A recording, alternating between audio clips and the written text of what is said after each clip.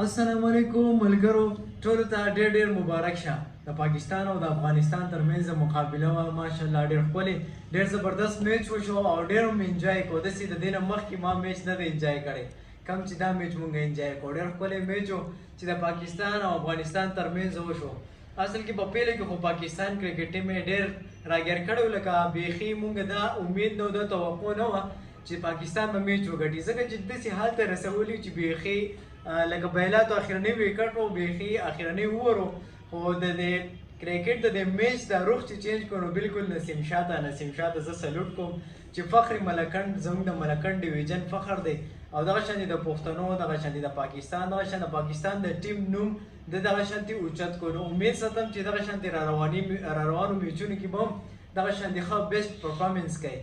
او د افغانستان لپاره پیغام دی چې د افغانستان والا ډېر ښکلی میچ وکړو. ستاسو په دې باندې نه ډسپوینټ کړئ، تاسو په دې باندې مه خفه کیږئ، مه ډیموټیویټ کیږئ. د افغانستان پلیئرز ته، د افغانستان کم ټیم ویورز چې دي نو هغوی ته زه دا وایم چې تاسو په دې باندې نه مه ډیموټیویټ کیږئ، ځکه چې ستاسو را روان میچ د بھارت خلاف دی، د بھارت سره دی. نو امید ساتم چې د هغوی نه به تاسو میچ ګټئ، د هغوی ته ځان ښه پرفارمنس ښه ځان ریډي کړئ چې د هغوی نه تاسو مقابله وګټئ. نو امید دی چې دغه شانتي میچونه به راځي، دغه شانتي به انجوای کوو. خو دا تاسو ډېر کمزوري ټیم به ورته په دې باندې چې تاسو لکه په بیسک باندې تاسو دونه نه یې چلیدلي، ځکه د هغې وجه دا چې تاسو حکومت هم سټیبل نه دی، د هغې د وجې نه تاسو د حکومت سپورټ هم فلحال ستاسو برابر نه دی.